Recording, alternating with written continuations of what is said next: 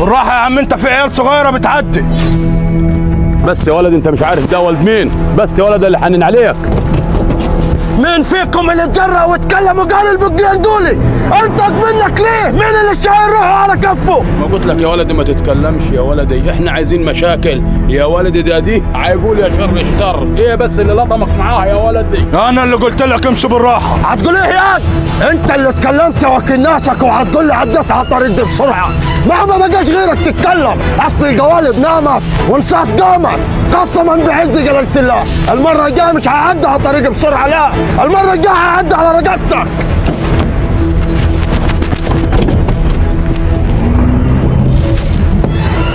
بس يا ولدي كفايه، لا تحل ولا تربط تاني، ولم عدتك ويا دار ما دخلك شر، وكويس ونغار ونقلع من هنيك. لا مش كويس. متفق معاك على العربيه دي بكام؟ متفق معايا على 200 جنيه يا ولدي. مش عايزهم، مقابل انك توديني لابوه اشكله. ايه؟ ابوه؟ لا يا ولدي انا اقدرش اروح عند الناس دي، ما ينفعش يا ولدي. بس انا هروح لهم يا ولدي. ليه بس يا ولدي؟ ده ناس شرانيين يا ولدي واحنا مش قدهم. دور عربيه.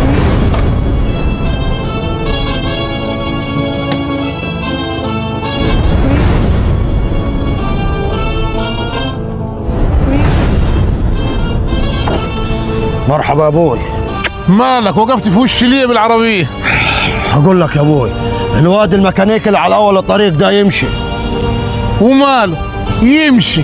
طالما جاي زعلان منه يغور في 60 داهية. تاني حاجة يا ابوي، رحت المزرعة الشرقية ما لقيتش حد فيها من الانفار.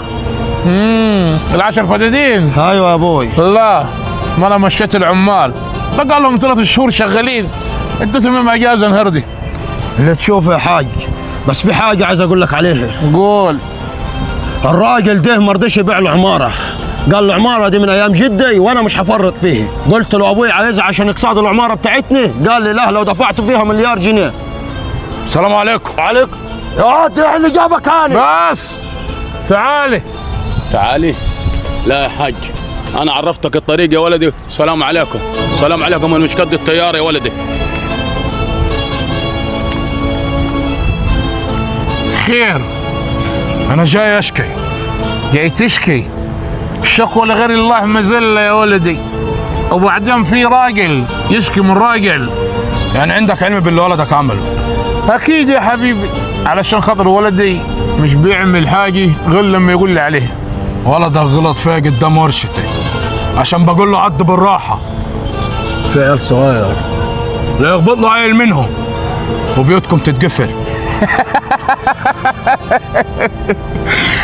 شكلك غريب مش من هنا، ويوم ما فتحت انا ما رضيتش اجيلك وافهمك الدنيا. البلد دي ليها اصحاب وبيوت عمرها ما تتقفل. لو مات 100 واحد حتي، لو ولدي خد 1000 روح معاه، عمر بيوتنا ما تتقفل.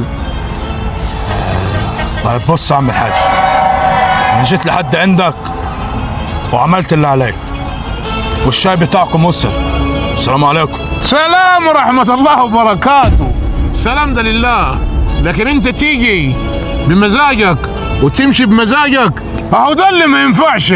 انت جيت هنا واشتكيت، مع ان ولدي ما فيش حد في البلد كله يقدر يشتكي منه، وعشان جيتك دي وجرأتك وقلبك اللي قاعد انا لازم اكسر نفسك. عربية ولد احمد اللي انت جاي تشتكي منه تنزل تحتها وتصلحها زي الكلب.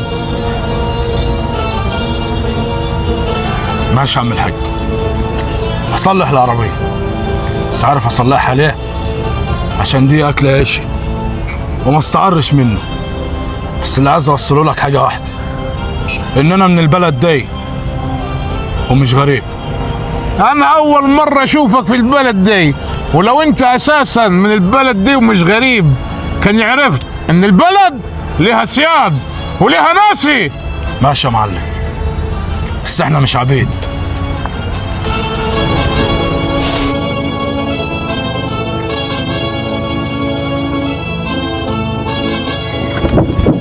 انت هتزقني. اسمع، انا سكت لك ومعدي لك، واللي انت بتعمله دي من فلوس ابوك هو اللي عامله، لكن اللي انا بعمله من دراعي.